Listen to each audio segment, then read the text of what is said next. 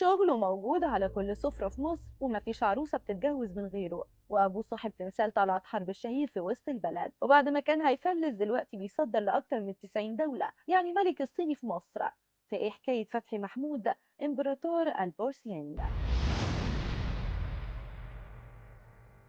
اللي ما يعرفش فتحي محمود هو نحات مصري مشهور جدا حتى على مستوى العالمي. من أهم أعماله تمثال طلعت حرب في وسط البلد، وكمان تمثال عروس البحر اسكندرية. بس المهم بقى إن في مصنع بورسلين معمول على اسمه، والمصنع ده هو اللي أكبر من نوعه في الشرق الأوسط. ده كفاية إنه بينافس الصين نفسها. بس إزاي؟ سنة 1942 الفنان فتحي محمود أسس الشركة المصرية الألمانية لصناعة الخزف والبورسلين. ساعتها كان مصنع صغير على قده وموجود في القاهرة، وصحيح التصنيع النهائي كان في مصر، لكن المادة الخام بتيجي من ألمانيا. وبعد رحيله سنة 1982 ابنه سيد شال الشغل من وراه، وكمان حول المصنع الصغير لمصنع عالمي بيطلع 300 ألف قطعة يومية، ما بين أطباق وأدوات مائدة وديكورات، علشان يبقى المصنع الأكبر في الشرق الأوسط.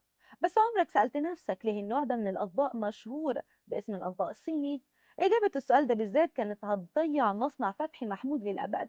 الحكاية حصلت من كام سنة لما الصين بدأت تشجع الصناعة المحلية وتدفع جزء من تكلفة الإنتاج لمصانع الخزف والبورسلين عندها، وبالتالي المصانع دي بقت قادرة تنزل شغلها في السوق المصري بأسعار أقل من المنتج المحلي.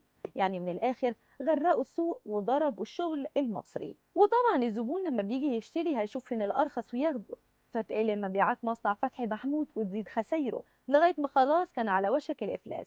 بس تيجي اللحظة اللي رجعته للحياة من تاني لما الدولة قررت إنها تواجه المنتج الصيني ودعم الصناعات المحلية، فعرف مصنع محمود إنه يقف على رجله. دلوقتي مصنع فتحي محمود الموجود في العامرية باسكندرية حاجة تفرح، مساحة ضخمة وعدد كبير من العاملين، وعلشان يطلعوا 7 مليون قطعة سنوية وبيصدروا لأكثر من 97 دولة في إفريقيا، الشرق الأوسط والعالم كله.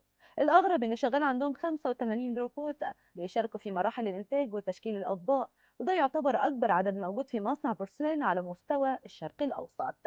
وعلشان يطلع طبق بورسلان واحد بيمر على 11 مرحلة تصنيع، ما بين تجهيز بقى وتشكيل وزخرفة. بس الخبر الحلو إن المصنع كان بيستورد المادة الخام من ألمانيا، وده بحوالي 500 يورو للطن.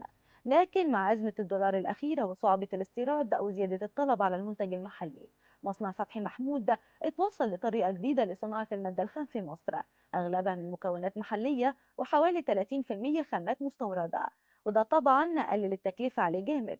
دلوقتي بقى الآية اتقلبت 180 درجة، وبعد ما كانت الصين بتيجي تنافسنا على أرضنا، مصنع فتحي محمود حاطط الصين هدف قدام عينه، وعنده خطة إنه يصدر ليهم في المستقبل، رغم إنهم أكبر دولة معروفة بصناعة أطباق الخزف في البورسلين. في السنة الأخيرة مصنع فتحي محمود بقى اسم الناس بتثق فيه وتشتري منه وهم مغمضين. هل جربت تشجع المنتج المصري وتشتري منه قبل كده، ولا دي أول مرة تسمع عنه؟ شاركوني برأيكم في التعليقات.